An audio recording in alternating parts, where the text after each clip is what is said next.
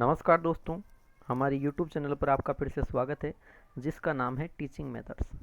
दोस्तों आज हम देखेंगे गणित की शिक्षण विधियों, maths teaching methods. REET CTET UPTET all TET exam में जो मैथ्स टीचिंग मेथड्स है, गणित की पेडागोजी है ना, उसके 15 अति महत्वपूर्ण प्रश्न देखेंगे मित्रों। तो चलते हैं प्रश्न संख्या 1 पर। प्रश्न संख्या 1 है मित्रों कि गणित शिक्षण में अबेकस का प्रयोग किया जाता है। देखिए गणित शिक्षण में ही एक अबेकस होता है मित्रों ना, अबेकस। इस अबेकस का प्रयोग गणित में क्यों किया जाता है? कोण मापन हेतु, यानी कि कोण को मापने हेतु अबेकस का प्रयोग किया जाता है। रेखाखंड निर्मित हेतु, कोई रेखाखंड बनाने हेतु किया जाता है। गिनती सिखाने हेतु किया जाता है, या फिर त्रिभुज बनाने के लिए अबेकस का प्रयोग किया जाता है। तो इनमें से कौन सा विकल्प है जिनमें से अबेकस का प्रयोग किया जाता है? तो आपको बता दूं मित्रों, अबेकस से गिनती सिखाई जाती है ना। अबेकस गिनती सिखाने हेतु प्रयुक्त होता है ना। अबेकस क्या होता है मित्रों? अबेकस एक इस प्रकार का रहता है उपकरण, ठीक है। ये इस प्रकार का अबेकस उपकरण रहते हैं। इनमें ये इस प्रकार की रहती है, गोल गोल छोटी छोटी ना। ये जैसे इसमें मान लीजिए छोटी छोटी, इसमें मान लीजिए 10 होती है, ठीक है। तो 10 होती है, तो इसमें ये देखिए गिनती सिखाने तो मतलब कि प्राइमरी लेवल के लिए ना, प्राइमरी स्टेज के बच्चे, छोटे बच्चों के लिए ना, वो क्या करते हैं, वो जैसे ये 10 होती है ना, इनको फिर वो गिनते हैं कि 1 2 3 4 5, ये 5 इधर आ गए, फिर ये 5 इधर आ गए, कुल मिलाकर 10 हो गए, है ना। ऐसे वो गिनते हैं, यानी कि गिनती सीखने हेतु अबेकस का प्रयोग गणित शिक्षण में किया जाता है, प्राइमरी स्तर पर किया जाता है। ये भी याद रखना। इसके अलावा क्या याद रखना मित्रों? इसके अलावा ये याद रखना कि अबेकस का प्रयोग गिनती सिखाने हेतु किया जाता है एक तो। इसके अलावा जो जोड़ होती है, बाकी होती है गुणा, और जो भाग होते हैं ना, यानी कि जिसे बोलते हैं गणितीय संक्रियाएं, उन गणितीय संक्रियाओं को समाधान करने में भी इसका प्रयोग किया जाता है मित्रों। प्रश्न संख्या जो आपके 1 है, वहाँ पे विकल्प नंबर 3 सही हो जाता है। आगे बढ़ते हैं प्रश्न संख्या 2 के लिए। प्रश्न संख्या 2, निम्नलिखित में से कौन विश्लेषण विधि से संबंधित नहीं है? क्या कहा मित्रों? निम्न में से कौन विश्लेषण विधि से संबंधित है, ठीक है। नहीं है, यहाँ पे है। निम्नलिखित में से कौन विश्लेषण विधि से संबंधित है? तो ज्ञान का समग्र रूप, ज्ञान संबंधी सूत्र का प्रतिपादन, ज्ञान का विखंडन, या ज्ञान संबंधी सूत्रों का प्रयोग। तो देखिए ज्ञान संबंधी सूत्रों का प्रयोग या प्रतिपादन, ये दोनों चीज़ें नहीं आएगी, दो विकल्प हट गए, 50% रह गए आपके ना। तो ज्ञान का समग्र रूप होता है या ज्ञान का विखंडन, ज्ञान के टुकड़े किए जाते हैं, या फिर ज्ञान का एक पूर्ण रूप रहता है। समग्र रूप ये तो रहेगा मित्रों संश्लेषण विधि में, है ना। संश्लेषण विधि में समग्र पूर्ण रूप रहता है, लेकिन विश्लेषण में क्या होता है? पूर्ण से अंश की ओर, यानी कि उसका विस्तार किया जाता है। विश्लेषण विधि में विस्तार कर दिया जाता है ना, ज्ञान के टुकड़े कर दिए जाते हैं। ये विश्लेषण विधि का गुण है, जिसमें ज्ञान के टुकड़े कर दिए जाते हैं। यानी कि ये जो विश्लेषण विधि है मित्रों, कौन सी? जो विश्लेषण विधि है वो चलती है पूर्ण से अंश की ओर सिद्धांत पर। उल्टा संश्लेषण का देखूं तो वो चलती अंश से पूर्ण की ओर। तो मित्रों अच्छा प्रश्न है। प्रश्न संख्या जो 2 है मित्रों, वहां पे विकल्प नंबर 3 सही है। आगे बढ़ते हैं प्रश्न संख्या 3 पर। प्रश्न संख्या 3 है मित्रों, पाठ्य वस्तु की दृष्टि से गणित की प्रकृति है। पाठ्य वस्तु की दृष्टि से गणित की प्रकृति, अपने जो पाठ्य वस्तु है गणित की, उसमें गणित की प्रकृति बताई गई है ना। गणित की प्रकृति टॉपिक है, वो गणित की प्रकृति किस प्रकार की है ना। तो देखिए पहला विकल्प है सिद्धांत व सूत्र आधारित, तो ये विकल्प सही है मित्रों। सिद्धांत व सूत्र आधारित है। गणित में सिद्धांत नियम रहते हैं जो अमूर्त होते हैं ना, और सूत्रों पे आधारित गणित ही तो विषय है। सूत्र पे आधारित अन्य कोई विषय नहीं है मित्रों ना, गणित ही है। सही है। सार्वभौमिक सम्मान, तो ये भी कथन सही है मित्रों कि सभी जगह सम्मान होती है, बिल्कुल सही है ना। आप जैसे कि पढ़ोगे 3 को मल्टीप्लाई 3 से करोगे इक्वल टू 9 आएगा। तो ये जो चीज़ है मित्रों, है ना, 3 मल्टीप्लाई 3 इक्वल टू 9, ये चीज़ आप भारत के किसी भी राज्य में चले जाओ, है ना, तब भी समान है। भारत के बाहर किसी भी देश में चले जाओ तब भी समान है ना। सार्वभौमिक समान रहती है, इसे कहते हैं गणित की प्रकृति है ये मित्रों, ठीक है। इसके अलावा है निष्कर्ष स्पष्ट, बिल्कुल सही है। निष्कर्ष यानी कि परिणाम स्पष्ट है, बिल्कुल सही है। अब 3 को 3 से मल्टीप्लाई किया तो 9 ही आया, है ना। ऐसा नहीं है कि 9 आएगा कि 10 आएगा कि 12 आएगा, हमें कन्फ्यूजन है, नहीं, कन्फ्यूजन नहीं है। निश्चित है कि वहाँ पे 9 आएगा, यानी कि वो निष्कर्ष स्पष्ट है ना। यानी कि मित्रों उपयुक्त सभी है वो यहाँ पे गणित की प्रकृति को सत्य बताते हैं। तो मित्रों प्रश्न संख्या जो 3 है वह विकल्प नंबर 4 सही हो जाता है। आगे बढ़ते हैं प्रश्न संख्या 4 के लिए। प्रश्न संख्या 4, गणित शिक्षण में मूल्यांकन के प्रमुख कार्य है। देखिए गणित शिक्षण में मित्रों जो मूल्यांकन है ना, इस मूल्यांकन के प्रमुख कार्य, गणित शिक्षण में क्या क्या मूल्यांकन में कार्य किए जाते हैं। एक नंबर विकल्प है निदान उपचार शिक्षण में सुधार, फिर है उपचार प्रगतिपरक शिक्षण में सुधार, फिर है निदान प्रगतिपरक शिक्षण में सुधार, या फिर है उपचार निदान प्रगतिपरक। देखिए सबसे पहले आपको पता निदान किया जाता है, तो सबसे पहले उपचार 2 विकल्प में आया, दूसरे और चौथे में ना, तो इन विकल्प को मैं वैसे हटा दूंगा। ठीक है, अब 2 विकल्प बचा, फिर 50% रह गए आपके ना। तो निदान उपचार शिक्षण में सुधार या निदान प्रगतिपरक शिक्षण सुधार। तो आपको पता है सबसे पहले किसी भी चीज़ का पता लगाया जाता है, कमी क्या है, निदान किया जाता है। निदान करने के बाद उस चीज़ को दूर किया जाता है, उसका निवारण किया जाता है, वो होता है मित्रों उपचार। ठीक है, और जब उपचार कर दिया इसका मतलब बिल्कुल क्या होगा, शिक्षण में परिवर्तन होगा, शिक्षण में संशोधन होगा, शिक्षण में सुधार हो जाएगा उपचार से ना। अब शिक्षण में सुधार हुआ है तभी तो हम प्रगतिपरक बनाएंगे, उपचार करने के बाद ही प्रगतिपरक बनेगा, है ना। तो इस प्रकार ये विकल्प यहाँ तीसरा हट जाएगा मित्रों। तो दोस्तों प्रश्न संख्या जो आपके 4 है वहाँ पे विकल्प नंबर 1 सही हो जाता है। आगे बढ़ते हैं प्रश्न संख्या 5 के लिए मित्रों। प्रश्न संख्या 5 की विभेदकारी परीक्षा अंतर करती है। क्या लिखा है मित्रों, विभेदकारी परीक्षा। देखिए जानना जरूरी है विभेदकारी परीक्षा होती क्या है, तब पता चलेगा ये किस में अंतर करती है। विभेदकारी परीक्षा यानी कि ऐसी परीक्षा जिसमें ऐसे प्रश्न रखे जाएं कि मतलब कठिन से कठिन, कहने का मतलब क्या है, प्रश्नों की कठिनता होगी मित्रों ना, कठिन प्रश्न रखे जाएंगे ना। क्यों, क्योंकि जितने ज़्यादा कठिन प्रश्न होंगे, अगर परीक्षा कठिनता पर आधारित होगी तो क्या होगी, सभी प्रकार के छात्रों में वो अंतर करेगी। जैसे कठिन प्रश्न है उस पर विभेदकारी परीक्षा में, तो उनको प्रतिभावान छात्र कर देंगे, है ना। कमजोर छात्र होंगे वो उनको नहीं कर पाएंगे, और जो सामान्य छात्र होंगे वो कुछ प्रश्न कर भी देंगे और कुछ नहीं कर देंगे ना। यानी कि प्रश्न ऐसे कठिन रखे जाते हैं इसमें। क्यों, क्योंकि विभेद किया जाता है ना, विभेद का पता चल जाता है कि बालक किस प्रकार का है ना, कौन सा बालक सामान्य है, कौन सा बालक कमजोर है, कौन सा प्रतिभाशाली है। यानी कि उपयुक्त सभी में यह विभेद करती है। तो मित्रों प्रश्न संख्या जो 5 है आपके, वहाँ विकल्प नंबर 4 सही है। आगे चलते हैं प्रश्न संख्या 6।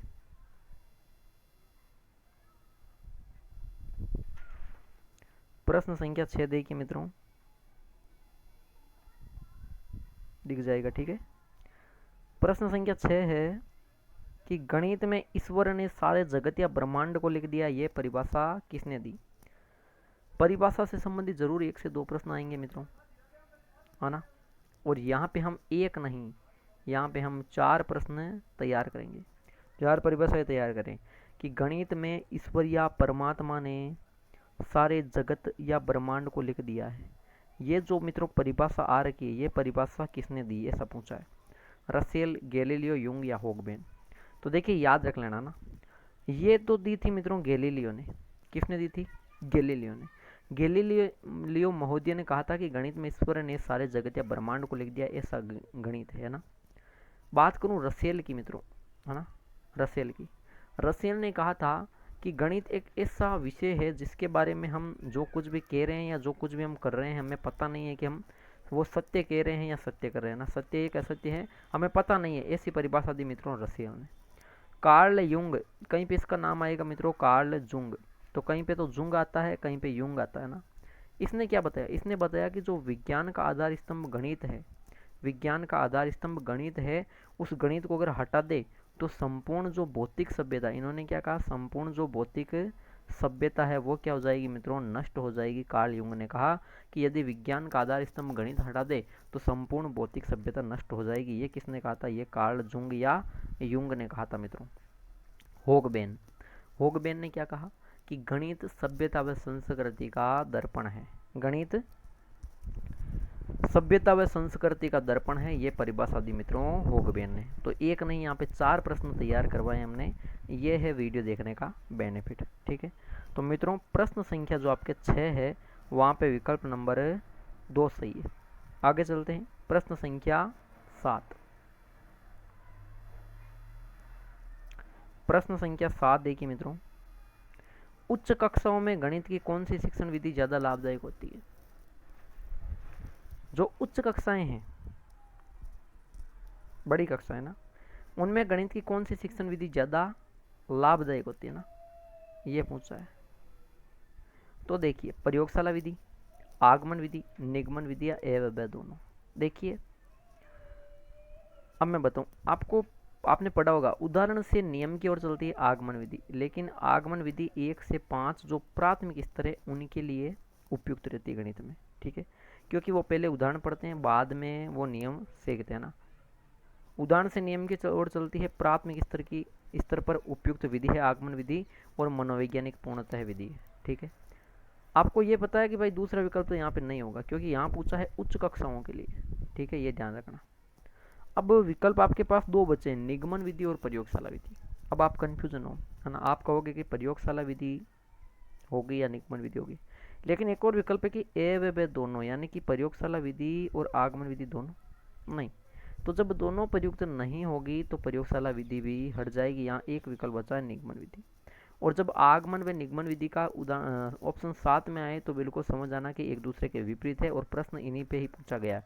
इन दोनों में से एक होंगी और वही है निगमन विधि, जो 6 से 8 यानी कि जो अपर प्राइमरी स्टेज है, अपर प्राइमरी स्तर पर चलती है, 6 से 8 के लिए उच्च प्राथमिक स्तर पर निगमन विधि, है ना, जिसमें क्या है, जिसमें मित्रों नियम से उदाहरण सिखाए जाते हैं ना, नियम से उदाहरण सिखाए जाते हैं। ये अमनोवैज्ञानिक विधि मानी गई है क्योंकि इसमें नियमों को ज़्यादा प्राथमिकता दी गई है ना, तो ये अमनोवैज्ञानिक विधि मानी गई है, ठीक है। और यही उच्च कक्षाओं के लिए क्या होती है मित्रों, लाभदायक होती है। तो प्रश्न संख्या जो 7 है मित्रों, वहाँ विकल्प नंबर 3 सही है। आगे बढ़ते हैं प्रश्न संख्या 8 के लिए। प्रश्न संख्या 8 देखिए मित्रों, कैरिकुलम का शाब्दिक अर्थ है। अच्छा प्रश्न है, ऐसे प्रश्न भी आते हैं। कैरिकुलम, कैरिकुलम का शाब्दिक अर्थ है मित्रों, दौड़ना, भागना, दौड़ का मैदान या खेल का मैदान। कैरिकुलम तो वैसे तो कहते हैं इसको मित्रों पाठ्यक्रम, है ना, कैरिकुलम यानी पाठ्यक्रम, ठीक है, पाठ्यक्रम बोलते हैं। अब लेकिन इस कैरिकुलम का शाब्दिक अर्थ होता है मित्रों दौड़ का मैदान। क्या होता है शाब्दिक अर्थ, दौड़ का मैदान, है ना। तो कैरिकुलम का याद रखना शाब्दिक अर्थ दौड़ का मैदान होता है, ठीक है। इसी प्रकार एक ज्यामिति शब्द है ना, उस ज्यामिति शब्द का शाब्दिक अर्थ क्या है।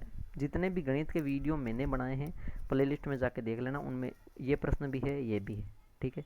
तो ज्यामिति का शाब्दिक अर्थ जो कंटिन्यू वीडियो देख रहे हैं उनके लिए आज का यही प्रश्न है। कमेंट बॉक्स में कमेंट को आप टाइप करना है कि ज्यामिति का शाब्दिक अर्थ क्या है। तो मित्रों प्रश्न संख्या जो 8 है आपके, वहाँ विकल्प नंबर 3 सही हो जाता है। चलते हैं प्रश्न संख्या 9। प्रश्न संख्या 9 के लिए चलते हैं मित्रों। प्रश्न संख्या 9 क्या है, प्रश्न संख्या 9 है एनसीएफ 2005 के अनुसार विद्यालयों में गणित शिक्षा का मुख्य उद्देश्य। देखिए जो एनसीएफ 2005 यानी कि नेशनल कैरिकुलम फ्रेमवर्क, राष्ट्रीय पाठ्यचर्या रूपरेखा, इनके अनुसार विद्यालयों में जो गणितीय शिक्षा देते हैं उनका मुख्य उद्देश्य क्या है, ये पूछा है मित्रों, ठीक है। गणित शिक्षा का मुख्य उद्देश्य ध्यान में रखना आपको। संख्या संबंधी कौशल का विकास करना इन्होंने नहीं बताया एनसीएफ 2005 ने। समस्या समाधान कौशल का विकास करना इन्होंने नहीं बताया। विश्लेषणात्मक योग्यता को पोषित करना भी इन्होंने नहीं बताया। मुख्य उद्देश्य इन्होंने क्या बताया कि एक तो है ना शिक्षा होनी चाहिए बाल केंद्रित। एनसीएफ 2005 ने यह बताया कि शिक्षा होनी चाहिए बाल केंद्रित, ठीक है, मुख्य रूप से बालक पे केंद्रित होनी चाहिए, ठीक है। बालक केंद्र होगा तो सीधी सी बात है कि जो बच्चा है, बालक है, उसकी चिंतन प्रक्रिया, वो जो भी सोचता है उसको गणितीकरण कर दो, यानी वो जो भी सोचता है उसको गणितीकरण कर दो, है ना। एक विद्वान हुआ था मित्रों, एक गणितज्ञ हुआ था डेविड व्हीलर, है ना, अभी प्रश्न आएगा आगे उसी का। डेविड व्हीलर हुआ था, ठीक है। इस डेविड व्हीलर ने ही कहा था कि गणित को अधिक जानने की अपेक्षा चिंतन प्रक्रिया का गणितीकरण कर दो। वो बिल्कुल सही है, ऐसा व्हीलर ने कहा था ना। वही चीज़ एनसीएफ 2005 कह रहा है कि बच्चा जो कुछ भी अपने जीवन में कर रहा है, दैनिक जीवनचर्या में कर रहा है, वो जो भी सोच रहा है उस सोच को आप गणित बना दो। ये गणित शिक्षा का मुख्य उद्देश्य, अपने आप वो गणित सीख जाएगा। तो मित्रों प्रश्न संख्या जो आपके 9 है, वहाँ विकल्प नंबर 4 सही हो जाता है। आगे चलते हैं प्रश्न संख्या 10। प्रश्न संख्या 10 के लिए, गणित सभ्यता व संस्कृति का दर्पण है, ये कथन गणित के किस मूल्य से संबंधित है? मूल्य से संबंधित 1 से 2 प्रश्न डेफिनेटली आएंगे, ठीक है। गणित सभ्यता व संस्कृति का दर्पण, ये परिभाषा जो भी है, पहले तो ये परिभाषा दी किसने? तो आपको बता दूं, ये परिभाषा दी थी मित्रों होगबेन ने। अभी एक प्रश्न देखा था पिछला हमने इसी वीडियो में, होगबेन ने दी थी। यानी कि जो बेन है, बेन मतलब अपनी जो बहन होती है, वो हमें सभ्यता व संस्कृति का दर्पण दिखाती है। ऐसे ट्रिक याद है, ठीक है। अब देखिए, सांस्कृतिक मूल्य, सामाजिक मूल्य, सौंदर्यात्मक या बौद्धिक मूल्य। बौद्धिक मूल्य तो होगा जब पहेलियाँ सुलझाएंगे, तो यानी कि गणित की समस्या समाधान करेंगे, तो क्या हो कि जिसमें मस्तिष्क विकसित हो, बुद्धि विकसित हो, बौद्धिक मूल्य। यहाँ पे ऐसी कोई चीज़ नहीं है। सौंदर्यात्मक में सत्य ही सुंदर है, गणित सत्य है, यानी कि कला निहारना या सौंदर्यात्मक मूल्य। सांस्कृतिक मूल्य या सामाजिक मूल्य, सामाजिक मूल्य में जो समाज संबंधित जो आदर्श मूल्य होते हैं वो होते हैं, समाज में किस प्रकार रहना, समाज ने जो नियम बनाए उनकी पालना करना, वो सामाजिक मूल्य। लेकिन ये हो जाता है सभ्यता और संस्कृति का ज्ञान करवा रही है गणित, इसका मतलब ये सांस्कृतिक मूल्य है मित्रों। तो दोस्तों प्रश्न संख्या जो 10 है वहां पे विकल्प नंबर 1 सही है। आगे चलते हैं, प्रश्न संख्या 11वां देखते हैं। प्रश्न संख्या 11वां, गणित से भयभीत होने वह उसमें असफल होने के लिए निम्न में से किसी कारण नहीं माना जाता। अच्छा प्रश्न है, सीटेट में ये प्रश्न आ रखा है एक बार, है ना। वेरी इंपॉर्टेंट क्वेश्चन है मित्रों। कहा गया है कि गणित से डर लगता है और गणित में असफल हो रहे बच्चे, तो कौन सा कारण नहीं माना जाता, ये पूछा। भयभीत होने उसमें असफल होने के लिए कौन सा कारण नहीं माना जाएगा? तो देखिए, गणित में कुछ प्रतीकात्मक संकेत होते हैं, है ना। जैसे ये पाई होता है, ऐसे ही कुछ संकेत होते हैं। तो देखिए, कुछ बच्चे ऐसे होते हैं जो नहीं जानते, यानी कि उनको डर लगता है, या कह सकते हैं वो असफल हो जाते हैं, ठीक है। यानी कि नहीं जानते असफल है, तो ये तो कारण हो सकता है, इनमें तो हो सकता है बच्चा। गणित की संरचना, बिल्कुल गणित की संरचना अमूर्त है, तार्किक है, इसलिए कुछ बच्चे इसको बहुत ही कम जानते हैं। गणित जिनको नहीं आती है तो फिर क्या है, यही तो कह रहे हैं असफल हो रहे हैं, तो गणित की संरचना ये भी हो सकता है। कक्षा कक्ष के अनुभव, कक्षा कक्ष में जो भी सीखा तो उसमें भी असफल हो सकते हैं बच्चे, बिल्कुल हो सकते हैं। जब परीक्षा ली जाती है तो कक्षा कक्ष में जो भी पढ़ा वो क्या सही कर पाते हैं? नहीं, तो वो ये भी हो सकता है। लेकिन कह रहे हैं कि लैंगिक भेद नहीं, लैंगिक भेद को हटाना पड़ेगा, ये नहीं होगा। यानी इसका मतलब ये है कि स्त्री, यानी कि जो बालक है और बालिका, स्त्री और पुरुष की बात आ रही है यहाँ पे, बालक और बालिका की बात आ रही है, लड़के और लड़के की बात आ रही है ना। कि गणित से डर लगता है ऐसा बोलना, इसके लिए कोई एक विशेष प्रकार का लिंग जरूरी है? नहीं, लैंगिक भेद नहीं है मित्रों। एक प्रश्न ये भी आ रखा है कि लड़कियां प्राय गणित में कमजोर होती है, कथन सत्य? नहीं, ये लैंगिक रूढ़िबद्धता है मित्रों। तो दोस्तों प्रश्न संख्या 11वें में विकल्प नंबर आपका 3 सही है। आगे चलते हैं प्रश्न संख्या 12वें पर। प्रश्न संख्या 12वां देखिए मित्रों, निम्न में से कौन सा कथन गणित की प्रकृति को नहीं दर्शाता है? गणित की प्रकृति को कौन सा कथन है नहीं दर्शाता है? तो देखिए, गणित की प्रकृति को कौन सा कथन नहीं दर्शाता, ये चीज कहा गया है। तो गणित की भाषा में प्रत्यय सूत्र पद शामिल है, सही है मित्रों। गणित की भाषा में प्रत्यय होते हैं, यानी नियम, सूत्र होते हैं और पद शामिल है ना, ये चीज सही है। गणित में अमूर्त प्रत्ययों की व्याख्या का अवसर होता है, यानी कि गणित में जो भी नियम है वो अमूर्त है, बिल्कुल सही है ना। अमूर्त नियम होते हैं, तो ये भी सही है मित्रों। संख्या, स्थान, मापन आदि गणित का आधार है, ये भी सही है। विकल्प 1, 2, 3 तीनों सही है मित्रों। गणित के ज्ञान का आधार ज्ञानेंद्रिया नहीं है, नहीं, ये गलत है। आपको ध्यान रखना है कि गणित के जो ज्ञान है उसका आधार क्या है मित्रों? ज्ञानेंद्रिया ही है, तो ये कथन नहीं दर्शाता है। तो दोस्तों प्रश्न संख्या जो आपके 12वां है वहां पे विकल्प नंबर 4 सही है।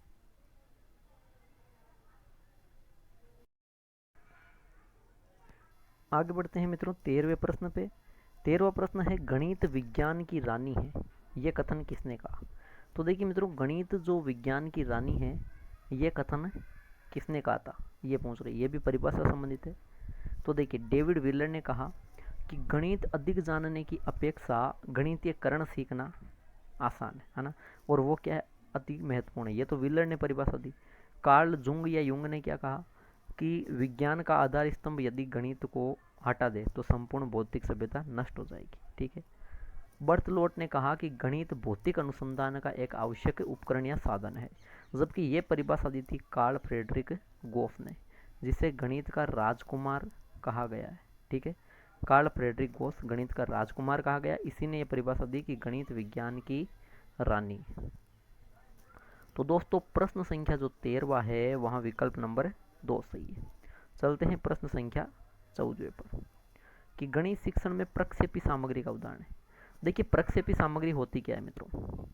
प्रक्षेपी सामग्री वो होती है जो पहली बात तो पर्दे पर दर्शाई जाए, दूसरी चीज है जिसके लिए विद्युत यंत्रों की सहायता ली जाती है ना, ये दो चीजें होती है, वो होती है प्रक्षेपी सामग्री। तो देखिए चार्ट, मॉडल और बुलेटिन बोर्ड में प्रक्षेपी सामग्री हम नहीं कह सकते, लेकिन OHP यानी कि जो ओवरहेड प्रोजेक्टर होता है ना, उसमें विद्युत यंत्रों की सहायता होती है, पर्दे पर दर्शाया जाता है बाकायदा। तो ये OHP क्या है मित्रों, प्रक्षेपी सामग्री है। चार्ट और मॉडल नहीं है, और बुलेटिन बोर्ड ये ना, ये कोई विद्युत यंत्रों की सहायता नहीं होती इसमें। ठीक है। बुलेटिन बोर्ड जिसपे शीर्षक या टिप्पणी लिखी जाती है मित्रों। विकल्प 3 सही हो जाता, सॉरी विकल्प 4 सही हो जाता है प्रश्न संख्या 14 में। चलते हैं आज के आखिरी अंतिम प्रश्न पे, प्रश्न संख्या 15वां। प्रश्न संख्या 15वां देखिए मित्रों, आंकड़ों के विश्लेषण संबंधित विद्यार्थियों की समझ का आकलन करने के लिए सर्वाधिक चित्र रूपात्मक कार्य। देखिए मेन चीज आप पकड़ लोगे तो प्रश्न को हल करोगे। आंकड़ों का विश्लेषण करना है तो विद्यार्थियों की समझ कितनी, इसका आकलन करना है तो सर्वाधिक चित्र रूपात्मक कार्य कौन सा है, ये चीज पूछिए। ठीक है। तो सर्वेक्षण आधारित परियोजना, प्रश्न उत्तर, वर्ग पहल या भूमिका निर्वाह। तो भूमिका निर्वाह नहीं होगी, वर्ग पहल या नहीं काम आएगी। यहाँ पे प्रश्न उत्तर से ही आंकड़ों का विश्लेषण नहीं होगा। आंकड़ों का विश्लेषण करना है तो बालकों को क्या करना होगा, सर्वेक्षण आधारित परियोजना अपनानी होगी, जिससे वो क्या करता है, किसी भी चीज के आंकड़े तथ्य एकत्रित कर सकता है। आसान सा प्रश्न है मित्रों। प्रश्न संख्या जो 15वां है वहाँ पे आपके विकल्प नंबर 1 सही हो जाता है। तो मित्रों ये थे आज के गणित शिक्षण विधियाँ, गणित पेडागोजी के 15 अति महत्वपूर्ण, 15 वेरी इंपॉर्टेंट क्वेश्चन। उम्मीद है कि वीडियो आपको अच्छा लगा, तो बिल्कुल वीडियो को लाइक कीजिए, कमेंट बॉक्स में आपका स्कोर कमेंट कीजिए, 15 में से आपके कितने प्रश्न सही हो रहे हैं, और अपने मित्रों के साथ ज़्यादा से ज़्यादा वीडियो को शेयर कीजिए, और हमारे चैनल को जिन्होंने अभी तक सब्सक्राइब नहीं किया प्लीज़ सब्सक्राइब करें। ठीक है दोस्तों, धन्यवाद।